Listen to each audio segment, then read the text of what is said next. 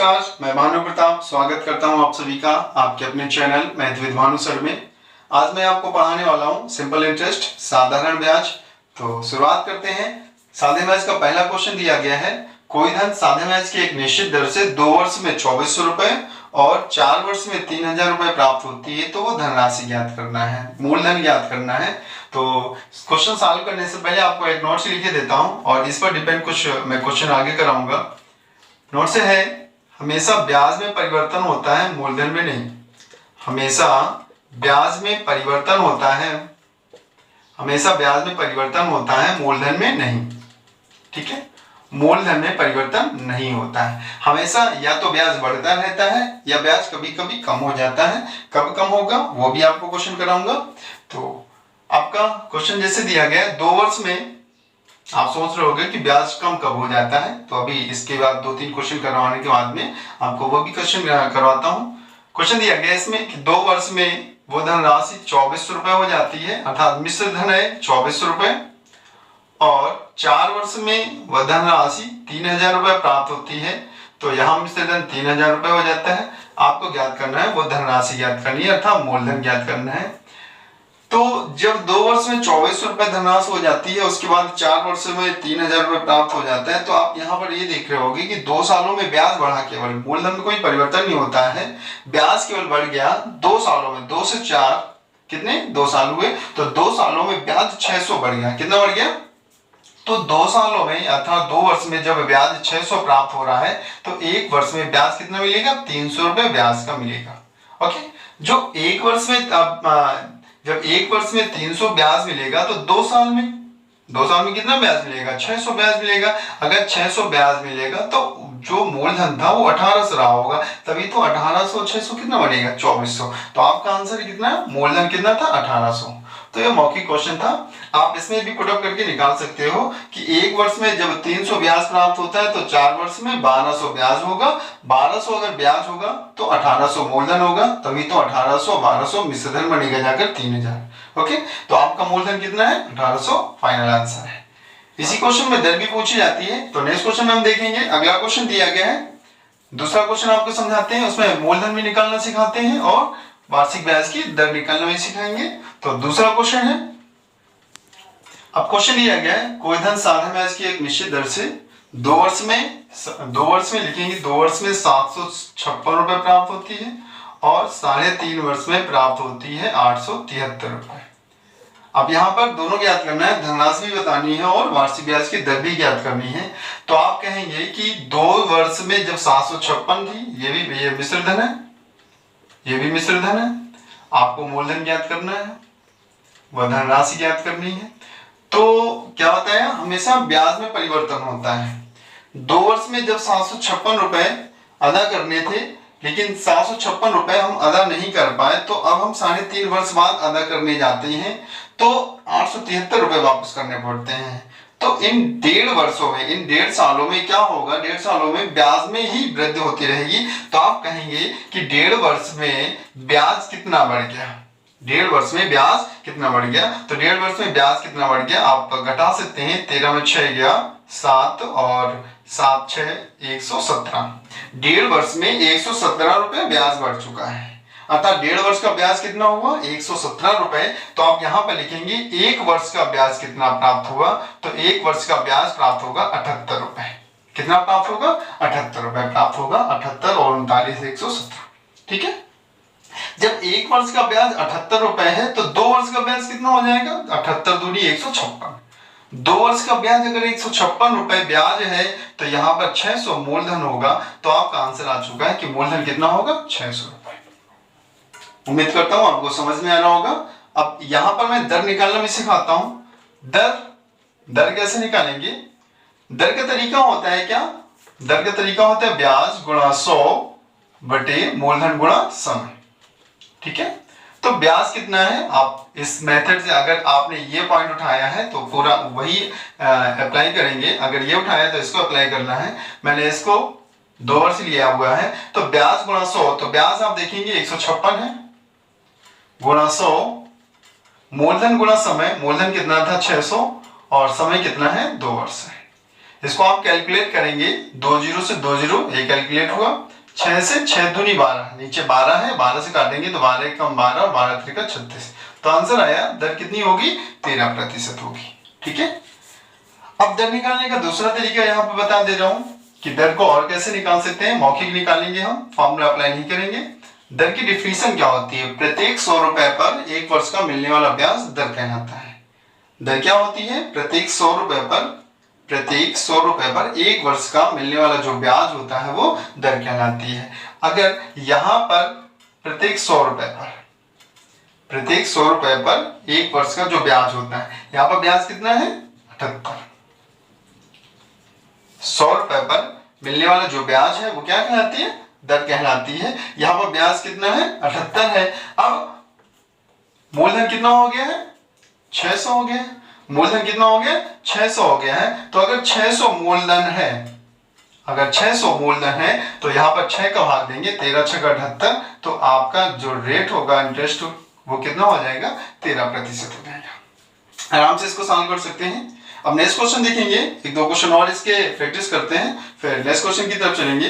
तो अगला क्वेश्चन है, वर्क करते हैं इसको। अगला क्वेश्चन दिया गया है।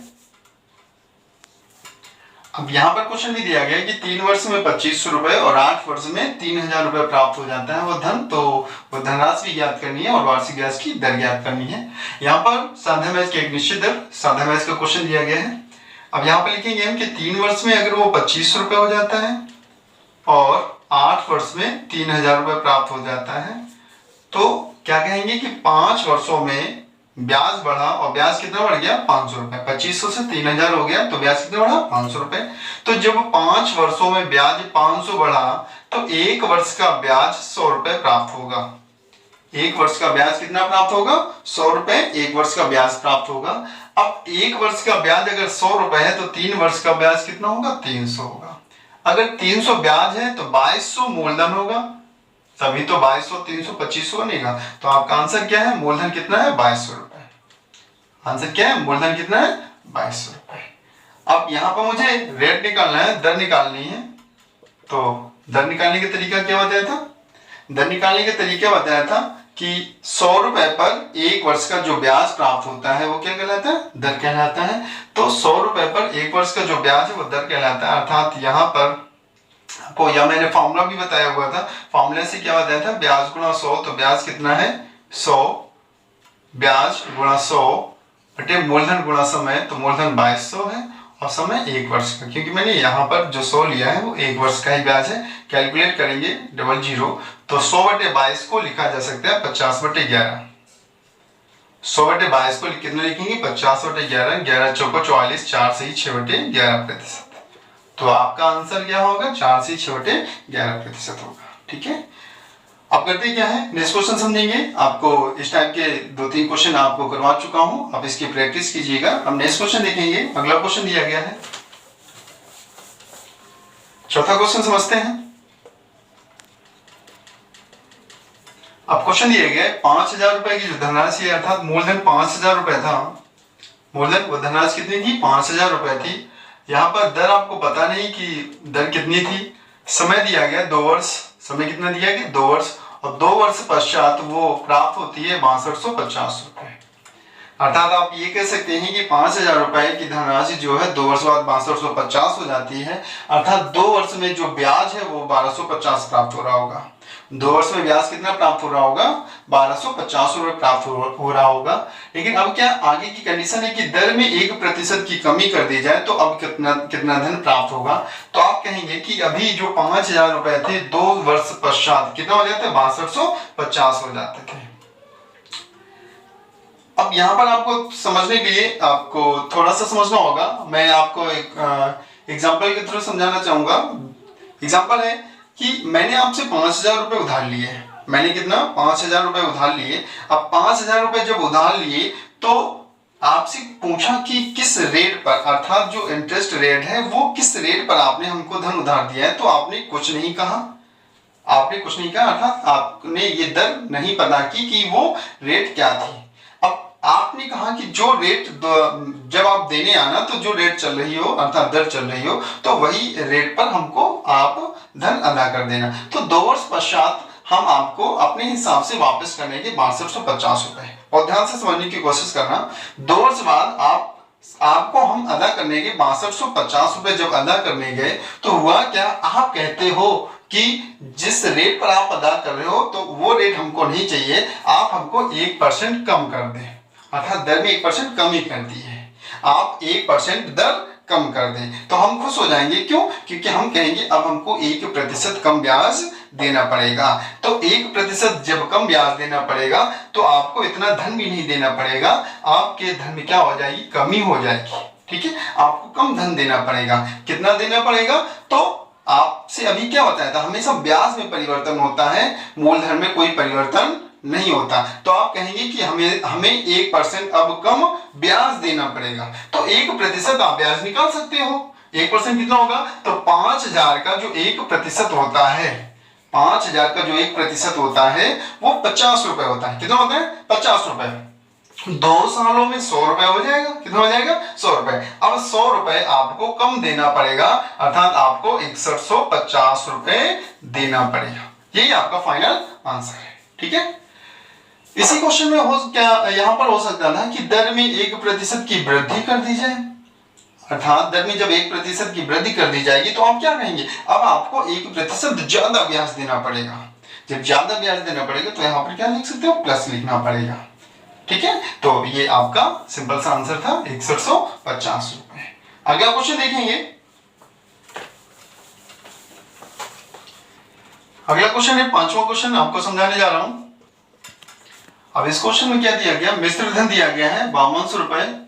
3 वर्ष में 5200 रुपए 10% वार्षिक ब्याज की दर से अगर कोई धनराशि हो जाती है तो वो धनराशि ज्ञात करनी है, अर्थात वो धनराशि कम थी, 10% ब्याज लगा, 3 वर्ष पश्चात 5200 रुपए प्राप्त हो गई। तो आपको ज्ञात क्या करना है, मूलधन ज्ञात करना है। सिंपल सा तरीका होगा, मैं इस रेट से सॉल्व करूंगा। 10%, आप जानते हो 10% को 1/10 लिखा जाता है।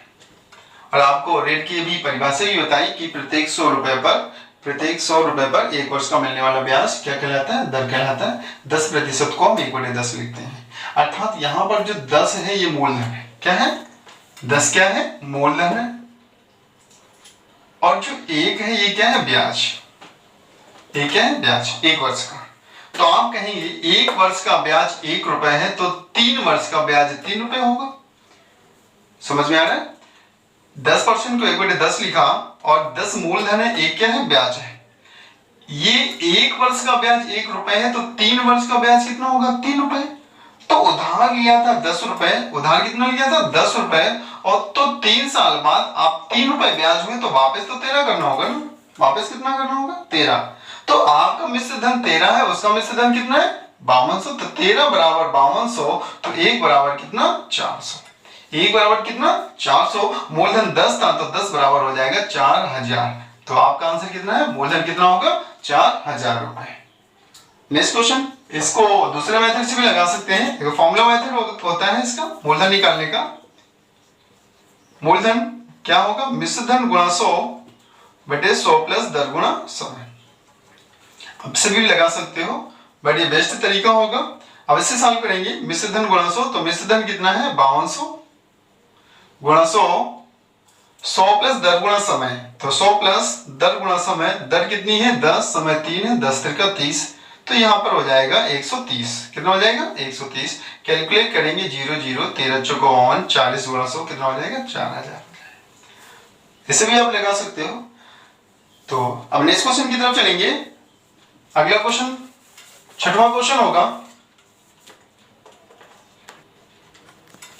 यहां दिया गया साधारण ब्याज की 11 से 1/9% वार्षिक ब्याज की दर से 5 वर्ष का जो मिश्र धन दिया गया है 7000 रुपए दिया गया है। अब यहाँ पर ज्ञात करना है वार्षिक ब्याज की जो दर दी गई है, तो ज्ञात करना है, धनराशि ज्ञात करना है। इसको मैं पहले मेथड से समझाऊंगा। 11 से ही 1/9%, इसको आप लिखते हो 1/9। कितना लिखते हैं, 1/9 लिखते हैं। तो ये जो 9 है ये मूलधन होगा, ये क्या होगा, मूलधन। और जो 1 है वो क्या है, ब्याज, 1 वर्ष का ब्याज। मूलधन ज्ञात करना है तो मूलधन 9 है, मूलधन कितना है, 9। 1 वर्ष का ब्याज कितना है 1 रुपए, तो 5 वर्ष का ब्याज कितना हो जाएगा 5 रुपए। कितना हो जाएगा, ये 1 वर्ष का ब्याज 1 रुपए है, तो 5 वर्ष का ब्याज कितना होगा 5 रुपए प्राप्त होगा। 9 रुपए उधार लिए गए, 5 रुपया ब्याज हुआ, तो वापस करना होगा 14 रुपए, अर्थात मिश्र धन कितना हो जाएगा 14 रुपए हो जाएगा।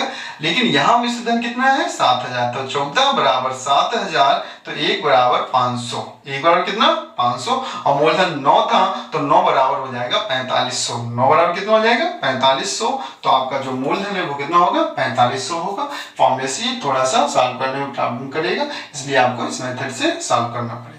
ओके, चलिए नेक्स्ट क्वेश्चन देखेंगे।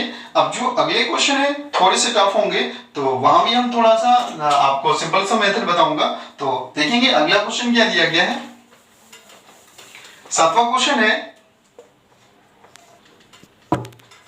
अब जो क्वेश्चन दिया गया है यहाँ पर क्या है, दो समान धन है, दो लोगों को दिए गए हैं, एक को 6% पर दिया गया है और दूसरे को 5% पर दिया गया है। एक ही समय पर दिया गया है, लेकिन हुआ क्या, 1 से 6 महीने पहले वसूल लिया जाता है। जब 6 महीने पहले वसूला जाता है तो दोनों से जो धनराशि है वो 46 रुपए प्राप्त होती है। 1 से 46 प्राप्त होती है, तो दूसरे से भी 46 रुपए ही धनराशि प्राप्त होती है, अर्थात जो मिश्र धन है वो बराबर है, मिश्र धन बराबर है, और यहाँ पर मूलधन भी बराबर दिया गया है, मिश्र धन भी बराबर है और मूलधन भी बराबर होगा। तो अब इसको सॉल्व करना है, कैसे सॉल्व करेंगे आपको थोड़ा समझना होगा, बाकी बहुत सिंपल क्वेश्चन होगा। यहाँ पर क्या, जैसे मैं लिखता हूं कि मिश्र धन निकालने का जो तरीका होता है, तो आप कहते हो कि मूलधन प्लस ब्याज होता है। क्या होता है, मूलधन प्लस ब्याज होता है। अगर मिश्र धन बराबर है, आप देख रहे हो कि मिश्र धन बराबर, दोनों से बराबर वसूला जाता है और बराबर धन भी दिया जाता है, बराबर धन भी दिया जाता है, तो यहाँ पर जो ब्याज है, यहाँ पर जो ब्याज है, तो ब्याज का तरीका क्या होता है, ब्याज निकालते तो आप कहते हो PRT/100, क्या है PRT/100, और मूलधन भी बराबर है, P प्रिंसिपल, मूलधन भी बराबर है, तो डिपेंड किस पर करता है, R और T पर, दर और समय पर। तो इस क्वेश्चन को समझने से पहले आप टाइम एंड डिस्टेंस का एक क्वेश्चन समझेंगे। वहां से क्या बताया था, वहां से एक तरीका निकलता है कि दूरी बराबर क्या होता है 4 गुणा समय। दूरी बराबर क्या होता है 4 गुणा समय। अगर दूरी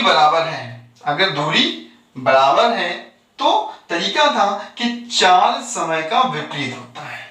दूरी अगर बराबर है तो 4 समय का विपरीत होता है। एक नोट्स वहां पर है, उससे काफी सारे क्वेश्चन सॉल्व होते हैं। वही यहां पर आता है कि जब ये मूलधन और मिश्र धन बराबर प्राप्त होते हैं तो दर और समय, तो दर का विपरीत क्या होगा, समय।